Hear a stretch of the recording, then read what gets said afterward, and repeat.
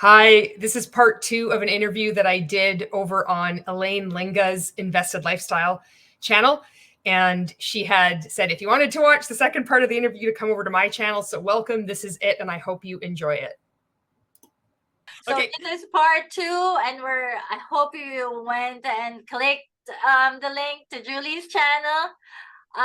And then we're gonna get in the juicy part. So the juicy part is like, how did you wake up? It began as a number of contradictions that I had been aware of, and they slowly began to peek out like little seeds in the soil growing, and I couldn't ignore them anymore.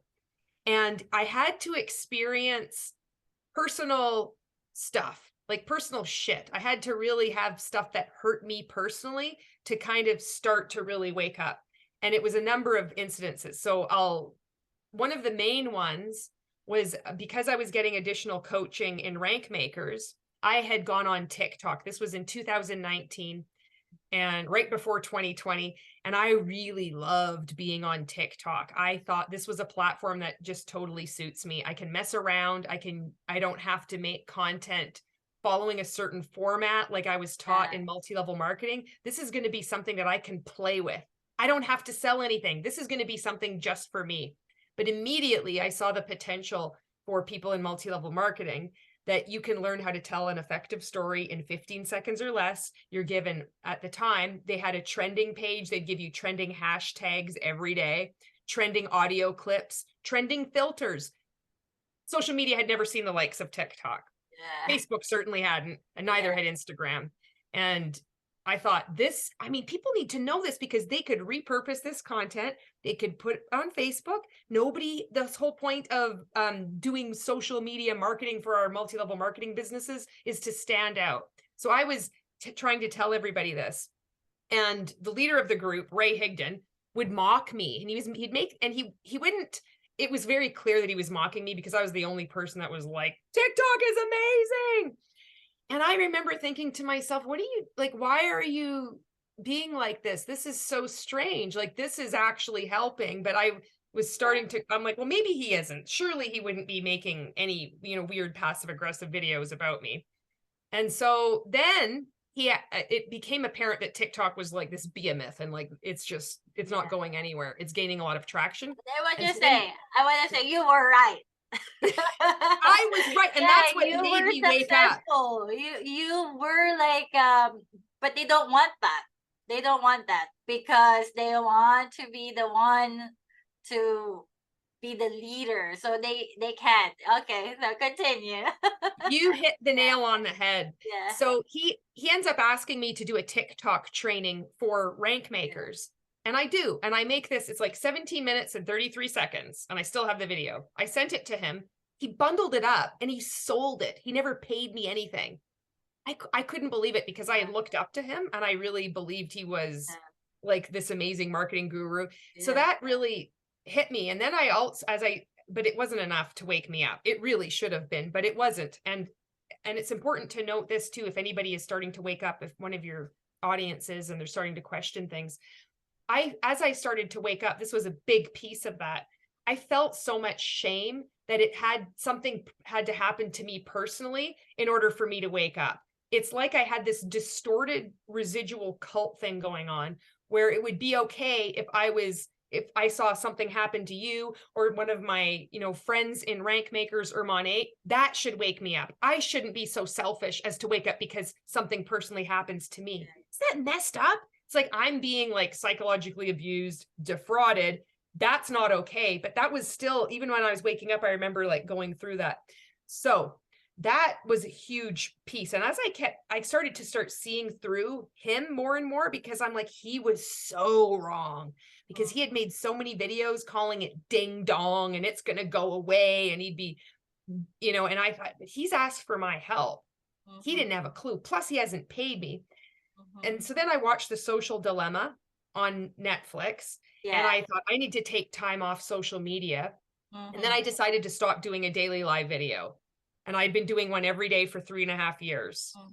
And the day I announced this, I make a Facebook post The day after, Ray goes live in Rank Makers. He makes a video about me, but he doesn't say my name, but everybody knows it's about me because I'm tagged. My notifications in Facebook are all there. And I get reached out to by one of his staff and two of my friends, two of my like fellow whistleblowers, actually, Michelle Culberson and Jennifer Ryla. They've both gone on the record.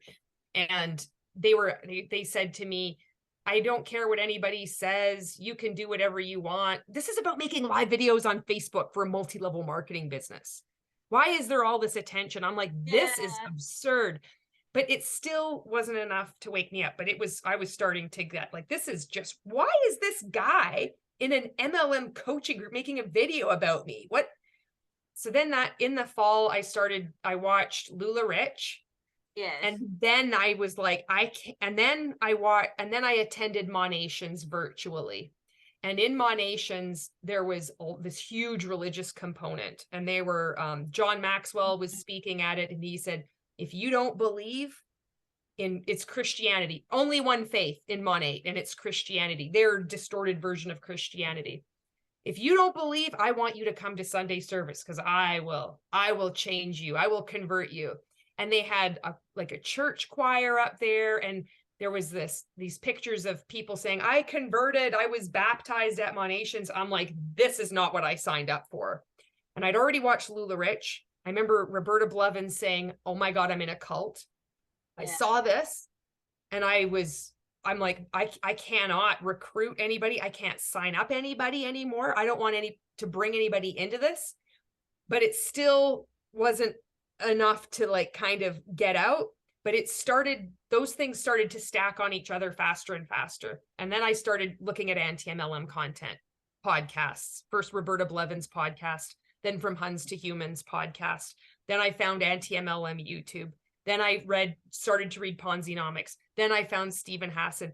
And it was like this acceleration. It felt to me like I was rushing. It felt like I was on like a roller coaster, but at the end, I was just coming off going faster and faster and faster. And it's like the awarenesses kept happening. I would find a YouTube video and I'm like, but what do they mean? This isn't a pyramid scheme because it sells products. Like, I don't understand. Like, I understand, but I don't feel it in my body. And it was all those things that ended up, I was going to just let my market partner status lapse to May 2022, where I'm like, I'm just not going to renew it. I'm just going to fade away as these awarenesses kept happening. It was December 2021. I'm like, I want out. Like I don't want anything to do with this. I don't want to get another dime. To me, it's like blood money. It's horrible. And I need to tell everybody. That's why I really love that you're so brave. Like, you're so strong. Like, when I was telling like some anti-MLMs about me getting sued, and then Dave was like, oh, you have to reach out to Julie, like she's so like brave and speaking out, you know. But I'm really glad that you're using your platform to educate people like on your experience. Yeah. And I don't think it's being a hater, because you are very honest and open about your experience. Like, you're just telling it how it is. You're not trying to like say bad things about people. You don't have like evil motives, you know. So Evil motives. Evil motives. Yeah. Because like you said, you don't monetize your channel, right? Your YouTube channel. So what really do you have to gain from this, but just to help people out? So I admire that from you. Thank you. And I need to say this too. I did get therapy, and I wish I had have got therapy before, but there's so many of us that are in multi-level marketing that we've been through so much, and we're so used to grinding away, working obscene hours. We're so used to, we've eliminated boundaries. We have no idea where the rest of the world begins and where ourselves end. It's just blurred. We'll do whatever. We'll say yes. We'll just work so hard. And it took me about 4 months after I had started speaking out where I just completely crumpled. I started to realize what I'd been a part of, the scope, and how I had contributed into recruiting people into these schemes. and that they were still in. And I thought, I need help. And I thought, if I'm going to speak out, I need to get strong. And just like my background was in long distance triathlon, I'd get a coach to get strong. So I'm like, this time I'm going to invest in myself and I'm going to go get therapy and I'm going to get strong enough so I can speak out. I can do activism, you know? Oh my gosh. So for the people who are like waking up in an MLM, don't forget, like, I know, like, in our culture, there's not really like what do you call this, acceptance yet of like therapy, but I'm just saying, like, here in the US, like, I know at least in LA, most of the people I know have a therapist, and they're really helping us like go through things, just especially like the trauma. So We've been in a cult. They have, yeah, like, you know, they have messed with our minds. yes, And it is not like just a matter of I've healed, I'm out, I understand everything now. Oh no, I wish, if there's like the biggest piece of advice I have for people is to like seek therapy as soon as you can. Find someone who doesn't support multi-level marketing, and if they have experience with cults. yes, And if they don't, then move on, find someone else. Abusive relationships are similar. This psychologist I worked with was like noticing like the similarities, which Janja Lalich has talked about, a cult of one. It's the same thing in these abusive relationships. So it's your mind has been professionally tampered with. I think Marco has said that. And I thought that is such a good way to describe it, because you don't believe that it has. And you can call, just as when I was in multi-level marketing, I called upon memories of how many things I'd overcome in my life that I'd done on my own. And I use that to justify why I could also become less than the 1% that would be wildly successful in multi-level marketing and bring all my team up with me, and we'd impact the world and add so much value. Leaving multi-level marketing, that doesn't go away. I was thinking, well, even before multi-level marketing, look at all I had done. This is unlike anything else. This is, you have to have the humility to know when you need to ask for help. yes. And it doesn't take much, lots of crying. But I looked at it like I wanted to get strong, like I'm going to do an Ironman. Of course, I'm going to do hill reps. My knees, my quads are going to burn. My back is going to ache, and I'm going to get stronger for it. So that's what I used the same approach when I went in to see my psychologist. I'm like, okay, let's do this. I don't want to be here. This is horrible, but I need to heal. What can I do? So you actually brought us to, what advice would you give to someone considering joining an MLM?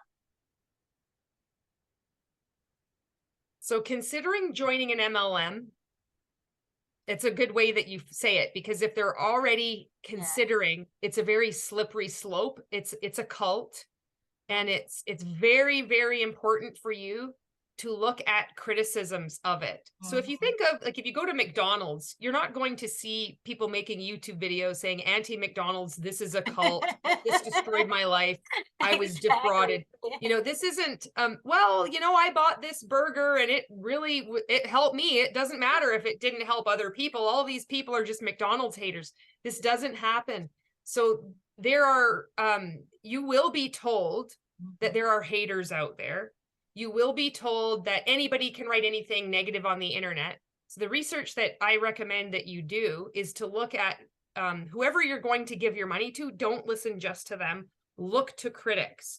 And I would also highly recommend learning about coercive control and what a cult is.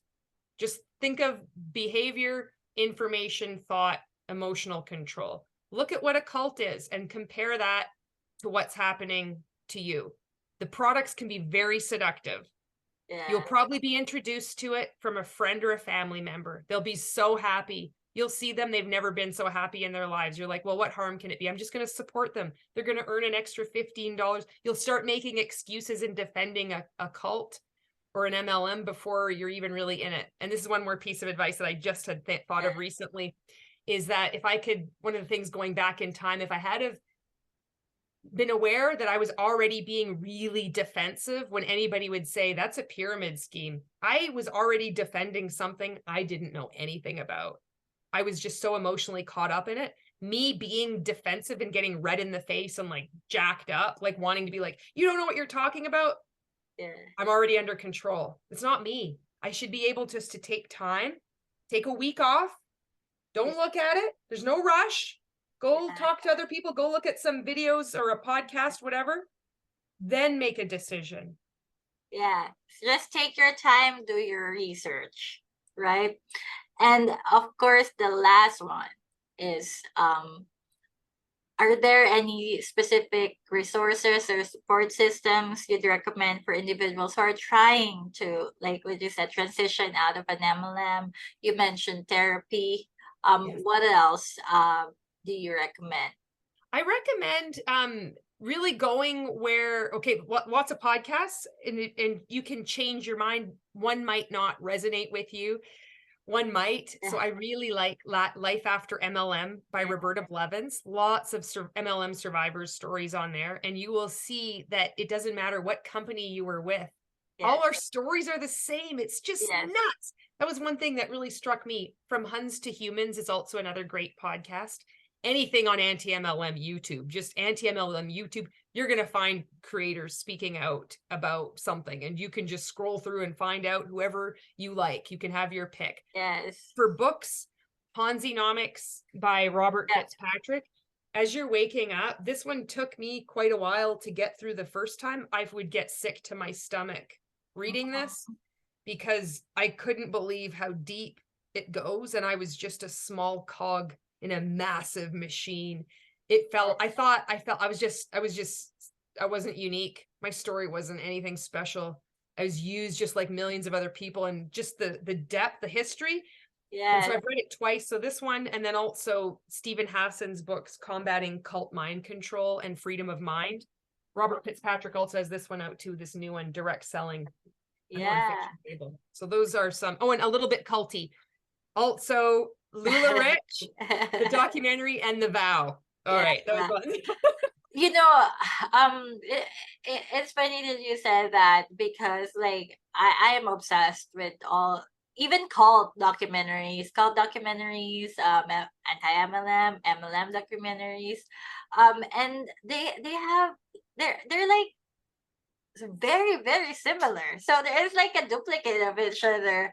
I want to add like the Betting on Zero. Yes. Is also a great one, right? Like well, the Dream podcast, also the Dream podcast. Yeah. Oh, we almost forgot it, but it's like, you know, when I'm listening to it, the Dream podcast, I read the book with Robert, the Ponzinomics book, and I listened to the Audible, and like there's just a lot of things that you're like, yeah, it makes sense, right? Like for us, sometimes like, oh, for example, like how MLM was modeled from like selling burial plots, right? Like oh my gosh, because like if people doesn't know, like the founders of one of the founders of Amway sold burial plots, right?